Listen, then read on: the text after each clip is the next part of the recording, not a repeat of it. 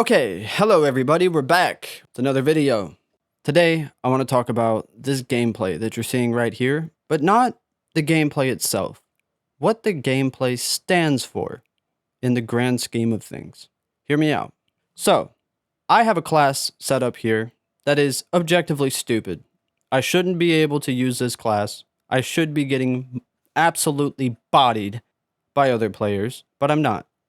Obviously, I'm on Rockefeller, so this is a very good map for this. But I'm using a double barrel shotgun and a sawed-off shotgun in the same class. This class has essentially no range. I mean, the double barrel, maybe I can hit him from 10 feet if I hit both shots and maybe kill him. But the sawed-off shotgun, I pretty much have to take the gun and press it to their chest in order to actually get a kill. So, it's not the best class in the world, but I was going to use it because it sounded fun. Why not? And I found myself, during this match, having more fun than I have had in video games in a very, very long time. I'm giggling, I'm laughing, I'm having a jolly old time.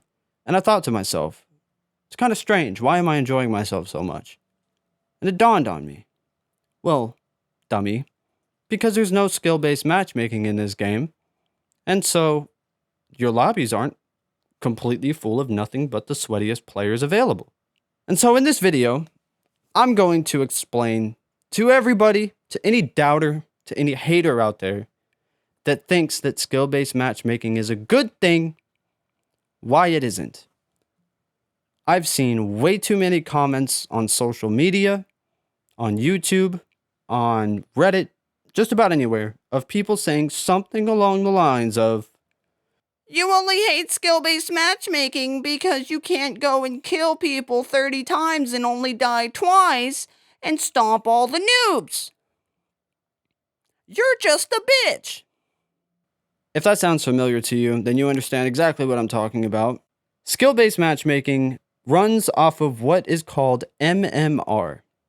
Your MMR is your matchmaking rating. This is a little number attributed to you as a player.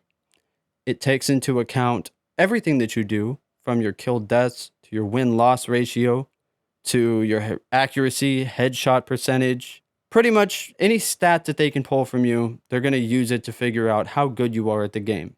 And this number represents that. That number dictates what lobbies the system puts you in.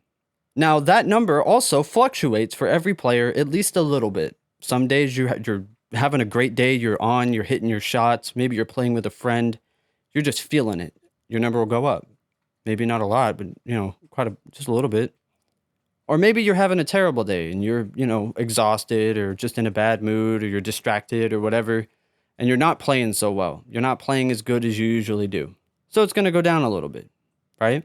But everybody sits within a pretty small range here. And it only goes up when you genuinely improve as a player because it's an average. So, I made a chart, a graphic, a diagram, whatever the fuck you call it, to explain my points and give everybody, including myself, a visual so we're all on the same page. Don't judge my drawing. I did it with a mouse. This is not about the drawing. The drawing is just there so we all can see what I'm talking about. Thank you. So if we look at the chart, I color-coded this and I labeled it so that we could all see exactly what I'm saying. In the red, you have terrible players. These people just kind of fucking suck. And that's not a bad thing.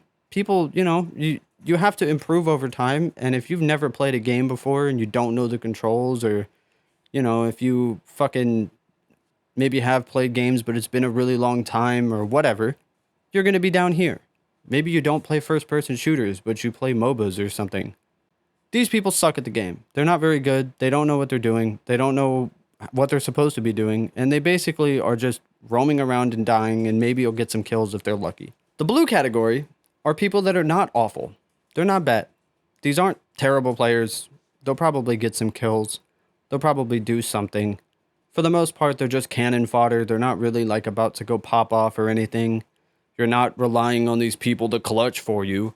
You're not going to rely on them to go on massive streaks or anything.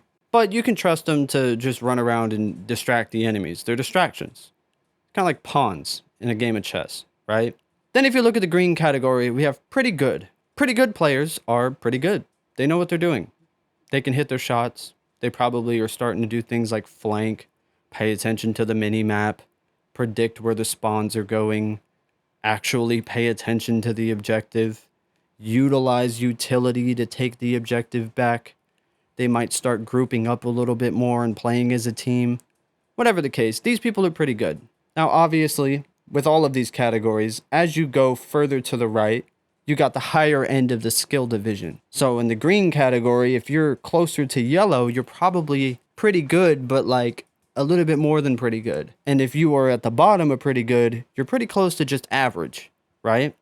Then we got yellow. Yellow is what we would consider to be the sweats.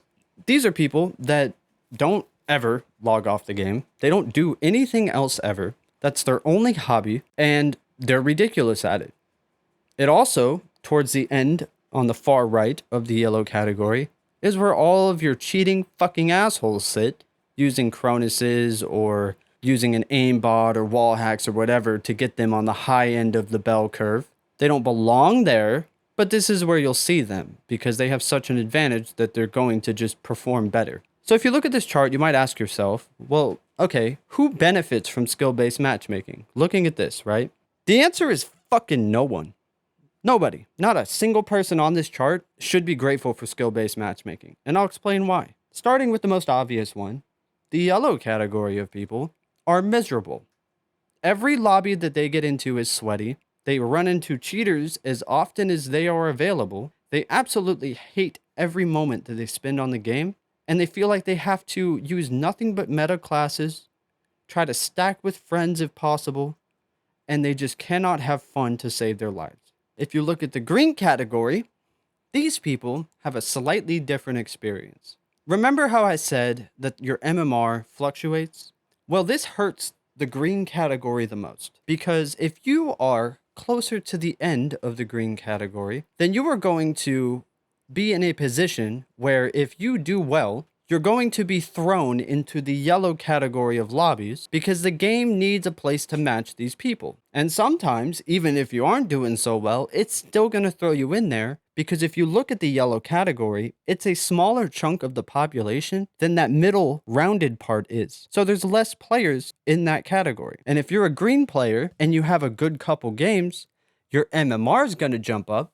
And if you get into a position where they start saying, hey, wait, we can pull this guy into these yellow lobbies, then you're going to have a really miserable time. And you're going to feel like there's no incentive to do well because when you do, you get punished. Then we have the blue category. Blue category is people that are not awful. They are going to experience something similar to green, but slightly different. If they perform poorly, they might get lucky and get thrown into some terrible lobbies and be able to do well. But remember, their skill level is already not great, so they're not going to pop off the way that a pretty good player would in those lobbies. It's not going to happen for them. If they do really well, for whatever reason, then it might throw them into the green lobbies. Now, the green lobbies for these people is not fun. They don't have fun in these lobbies. They get mad because why is it that every time that I finally do well, I get thrown into lobbies with people who are doing everything correctly and I can't seem to get a fucking kill and I can't stand it. I know I'm not that good at the game. I don't belong in there. Then you have the red category of people. These people have a short-term benefit to skill-based matchmaking. They are protected from all the other sweaty players that play the game every single day. They don't have to see cheaters. They don't have to see anything like that. They get their nice little baby lobbies where everybody is stupid and they can get away with doing just about anything and it doesn't hurt them. Now, in the short term, this is great. These people appreciate that.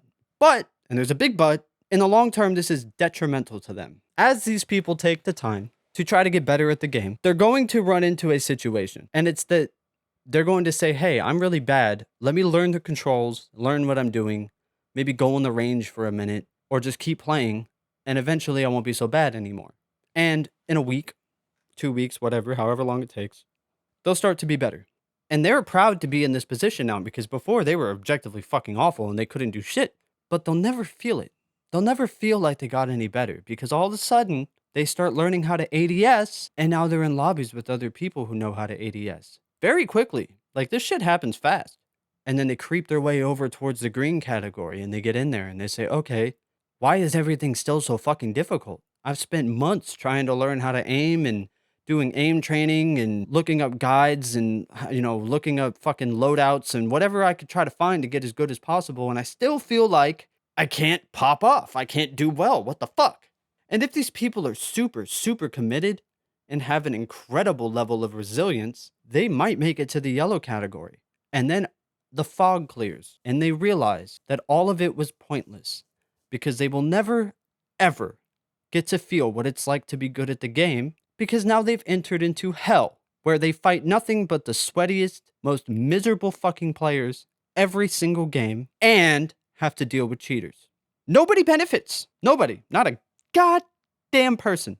Nobody benefits. It's not fun for anybody. And this gameplay that I'm showing in the background is a great example of why this shit needs to go away. I can have fun. I don't know exactly where I'd fit on this chart. I've played ranked Apex. I'm probably somewhere between green and yellow. And the worst part is, my friends in blue don't want to play with me. They don't. Because skill-based matchmaking says, oh, this guy is pretty fucking good. Let me put him in a lobby with a bunch of other pretty fucking good players. And then his little fucking friend can just come in here too and get fucked.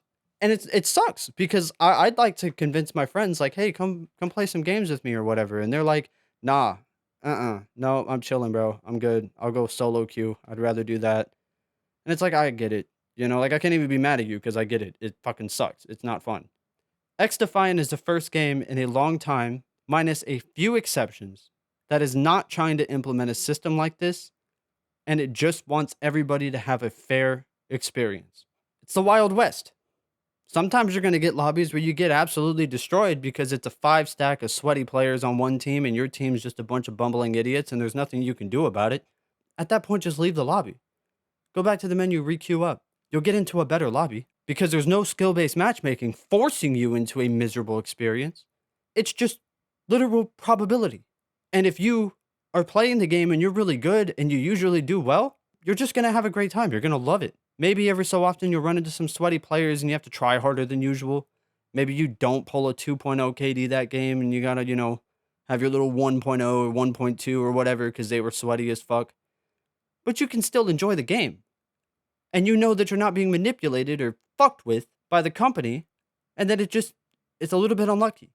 Back in the day of old COD, there was a bit of protection for the lowest skill level players. It just was only the bottom. Like, cut the red in half. Those players had their own special lobbies. And it's kind of fair for them to go get some special lobbies where they don't have to deal with regular people. For everybody else, fuck you. This is the Wild West. This is the fucking Wild West. We are out here, meet me in the fucking streets, and we're gonna shoot it out. Best man wins, stop being a bitch. With that all being said, if you have thoughts or opinions, or you got something to say, feel free to leave it down in the comments. I do go through and read them. If this video changed your mind, or if you enjoyed the content itself, you found it entertaining, or you learned something, please feel free to hit the like button. I appreciate everybody who took the time to watch this video. I'll catch y'all next time. Peace.